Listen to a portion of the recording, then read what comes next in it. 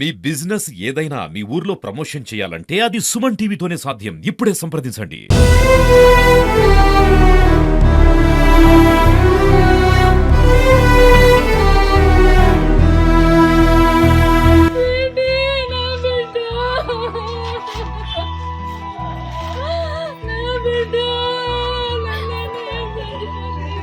అసలు నోరు కూడా రాని మాటలతో హింసించి ఊరేసుకునే పరిస్థితి తెచ్చిండు. సారుకు చెప్తే బాగుండదు అనేసి నేను చెప్పలేదు. అదే నా తప్పైపోయింది. స్ట్రిక్ట్ తను ఇలాంటి విషయాలు నచ్చవు. చూసిన ఘోరంగా ఉన్నది ఆమె పెట్టుకొని. మాకే మస్తు బాధ అనిపించింది. ఆ పిల్లని ఎంత పిల్లని ఆడ ఎట్లా ఎంత టార్చర్ పెట్టి మాకే మస్తు బాధ అనిపించింది. ఇక వాళ్ళకి ఎంత ఉండాలి.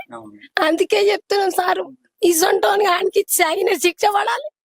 ఆయనకి మా ఏడుపు ఆయనకి ఎంత న్యాయం అవుతుందో.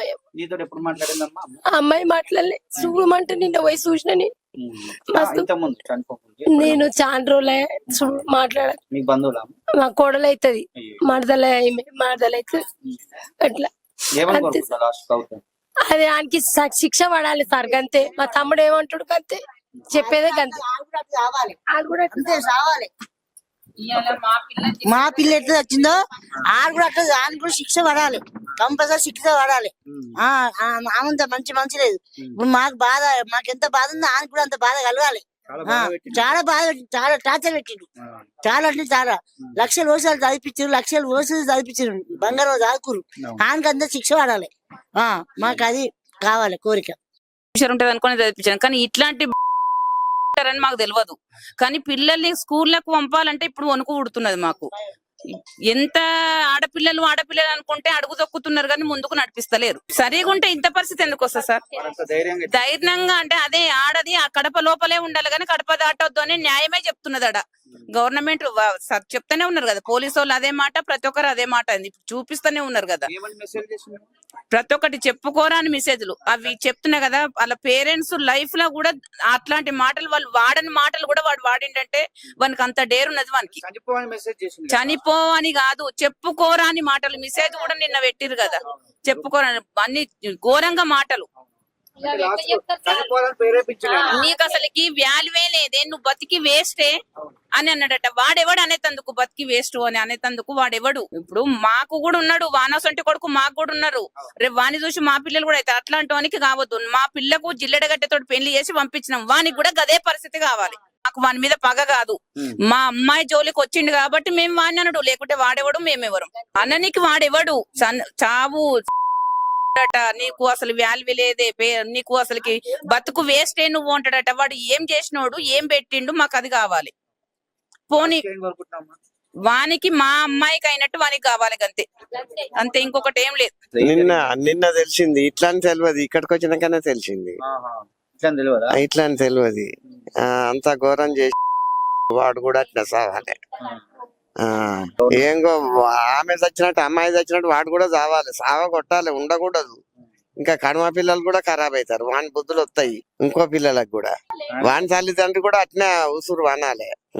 ఒక్కతే అమ్మాయి, ఇంకో అమ్మాయి లేదు కదా వాళ్ళకు. వానికి ఏమన్నా శరం ఉన్నదా? తల్లిదండ్రులు అట్లా గోస రావాలి, తల్లిదండ్రుని కూడా అనాలి. నాయం తప్పిన కథ నడిచి పెద్ద ఏజ్ వేయింది కూడా కాదు కదా. 17th ఈవినింగ్ 8 o'clock ఇట్లా ఒక కిషన్ నగర్ కాలనీ విద్యానగర్ మన గౌతమ్ మోడల్ స్కూల్ పక్కన గల ఒక ఇంట్లో ఒక అమ్మాయి సూసైడ్ చేసుకుందని చెప్పి ఒక 9 o'clock అట్లా మాకు కాల్ వచ్చింది. ఒక డైలాండ్ కాల్ వస్తే మేము అక్కడికి వెళ్లే లోపలనే ఆ అమ్మాయిని వాళ్ళ పేరెంట్స్ హాస్పిటల్ షిఫ్ట్ చేసారు. షిఫ్ట్ చేసినాక మేము అక్కడ వెరిఫై చేసినాము. వెరిఫై చేసుకుంటే ఆ అమ్మాయి పేరు ఎలగందుల హాసిని, ఏజ్ 19 years. వాళ్ళ నాన్న పేరు సతీష్ కుమార్. ఈ అమ్మాయి డిగ్రీ చదువుతుంది హైదరాబాద్ లో వెస్ట్ మారేడుపల్లిలో. అయితే ఈమె హాలిడేస్ కు భాగంగా ఇంటికి వచ్చిందంట. ఇంటికి వచ్చి నిన్న ఇంటి దగ్గర ఆమె ఒక్కతో ఉంది, వాళ్ళ తమ్ముడు షాప్ లో ఉన్నాడు. సంథింగ్ ఏమైందేమో వాళ్ళ అక్క ఫోన్ ఎత్తట్లేదు అని చెప్పి నిఖిల్ అనే అబ్బాయి ఫోన్ చేసిండు.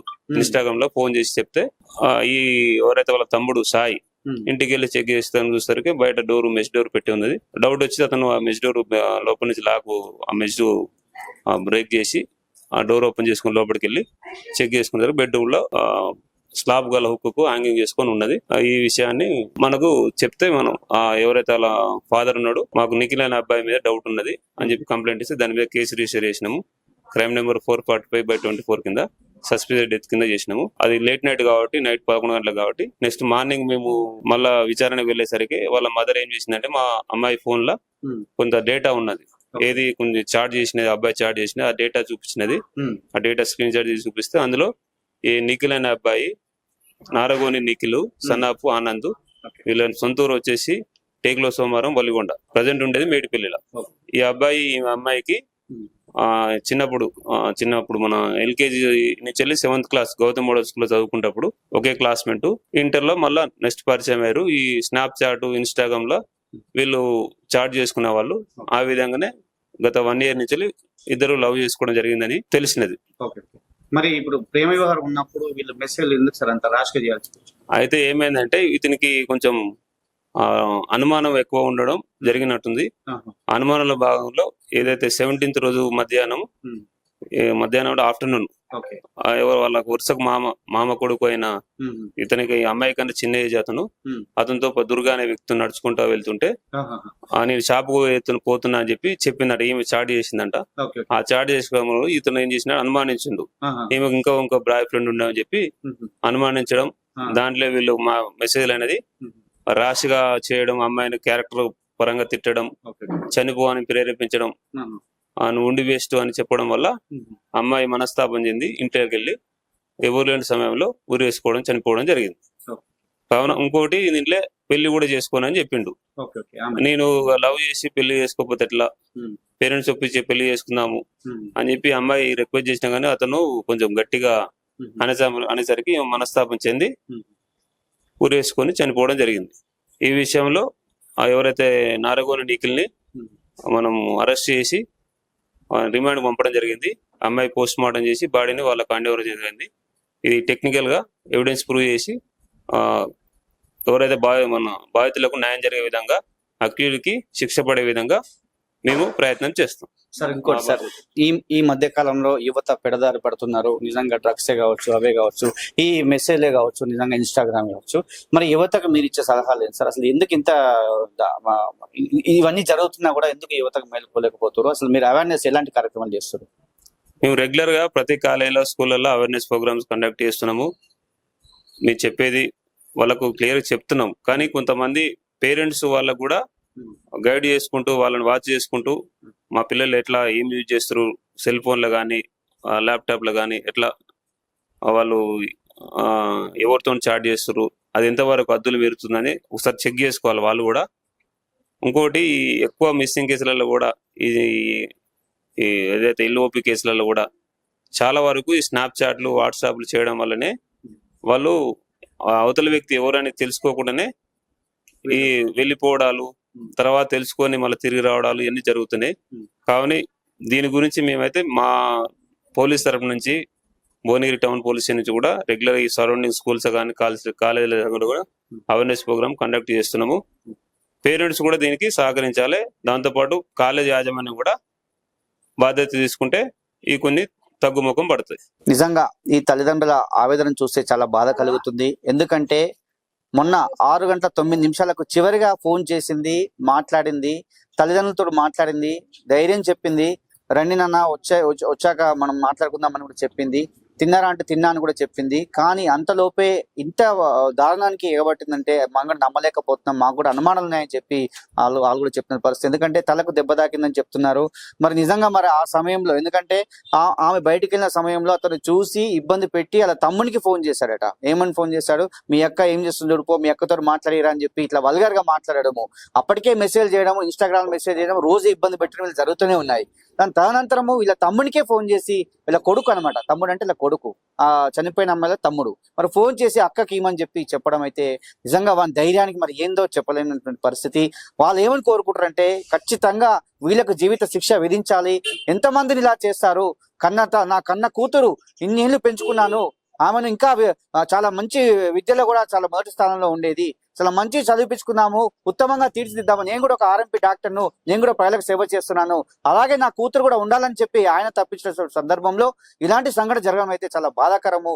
వాళ్ళ మమ్మీ నాన్న అయితే చాలా బాధపడుతున్న సందర్భంలో వాళ్ళ బంధువులంతా కూడా చూస్తున్నాం. ఒకసారి బంధువులు దిక్కు వాళ్ళందరూ కూడా బాధపడుతున్నటువంటి పరిస్థితి.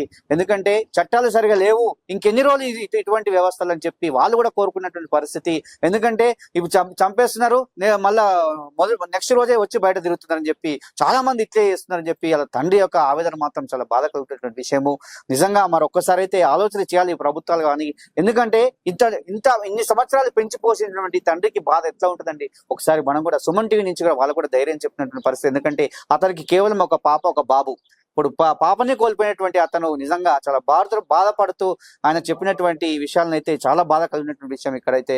కాబట్టి ఇలాంటి సంఘటనలు మళ్ళీ జరగకుండా అలాంటి వారిపై కఠిన చర్యలు తీసుకోవాలి, నిజంగా కఠిన నిర్ణయాలు తీసుకోవాలని చెప్పి చాలా మంది వేడుకున్నటువంటి పరిస్థితి మనం ఈ మధ్య కాలంలో చూస్తున్నాం. ఎంతో మంది పోకిర్లు విపరీతమైనటువంటి డ్రగ్స్ సేవించి ఎక్కడ పడితే అక్కడ ఈ యాదాద్రి జిల్లాలో నిన్ననే ఒక సంఘటన జరిగింది. ఆ సంఘటన చాలా బాధాకరము. కట్టెతో ఒక వ్యక్తిని డబ్బులు ఇవ్వనందుకు కొడితే అది చనిపోయినటువంటి పరిస్థితి. నిజంగా మరి ఈ జిల్లాలో నిజంగా రాజధానికి అతి దగ్గర ఉన్నటువంటి ఈ జిల్లాలో చాలా సంఘటనలు జరుగుతున్నాయి. యువత చెడుబాట పడుతుంది, డ్రగ్స్ బానిస అవుతున్నారు, అమ్మాయిలను వేధిస్తున్నారు, హింసిస్తున్నారు. ఇన్స్టాగ్రామ్ లో, ఫేస్బుక్ లో, వాట్సాప్లలో చాలా రకరకాల సోషల్ మీడియా వేదికలు చేసుకుని బెదిరిస్తున్నటువంటి సందర్భము. నిజంగా ఇంత ధైర్యం అతనికి ఎక్కడిది? చట్టాలు లేవా? చట్టాలు ఎవరికి చుట్టాలి? మరి ఇంత ధైర్యం ఒక బాప చదువుకుంటా అని చెప్పి వాళ్ళని హాస్పిటల్కి పంపించినటువంటి పరిస్థితి. వాళ్ళు ఎవరో బాగాలేకుంటే వాళ్ళు హాస్పిటల్కి వెళ్తే డాడీ నేను రాను, నేను చదువుకుంటానని చెప్పారు. వాళ్ళ మామ బాగాలేదని చెప్పి వాళ్ళు పోతే చదువుకుంటానని చెప్పి నిజంగా ఇంత అంటే హత్యకు ప్రేరేపించిండు. అతను భయభ్రాంతకు గురి చేసిండు. చచ్చిపో, నువ్వు ఉండి బతికి వేస్ట్, నువ్వెందుకని చెప్పి మెసేజ్ పంపించాడు. ఆ మెసేజ్ కూడా మన సుమన్ టీవీకి వచ్చింది. దాన్ని కూడా మనం చూపించే ప్రయత్నం చేద్దాం విజువల్స్ లో. ఎందుకంటే నువ్వు చనిపో, నువ్వు బ్రతికి వేస్ట్ అనే పదాలను వాడాడు. ఎందుకంటే ఇంత ధైర్యం ఎక్కడిది మరి నీకు నిఖిల్, నీకు ఇంత ధైర్యం ఎక్కడిది అని చెప్పి సుమన్ టీవీ కూడా ప్రశ్నిస్తుంది. ఎందుకంటే ఇలాంటి వారిని నువ్వు చంపడానికి నువ్వు ఉన్నది. ఈ రోజు ఏమని చంపావు, మళ్ళీ బయటకు వచ్చి ఇంకోరినన్నా ఇట్లా హింసించాలని చెప్పి నమ్మకమైంది మరి. కాబట్టి ఖచ్చితంగా వాళ్ళైతే కోరుకుంటున్నారు, ఎంతటికైనా మేము పోరాటం చేస్తామని చెప్పి వాళ్ళ తండ్రి తల్లి కూడా అన్నటువంటి పరిస్థితి. కాబట్టి ఈ పరిస్థితుల్లో ఇప్పటికైనా ఎలాంటి సెక్షన్స్ పెట్టారు, ఇంకా ఎలాంటి సెక్షన్లు ఇంకా అమలు చేయండి, ఇలాంటి దుర్మార్గులకు ఇంకా సెక్షన్ అమలు చేయాలని చెప్పి సుమన్ టీవీ కూడా వేడుకుంటుంది, కోరుకుంటుంది. ఇది ఇక్కడ ఉన్నటువంటి పరిస్థితి.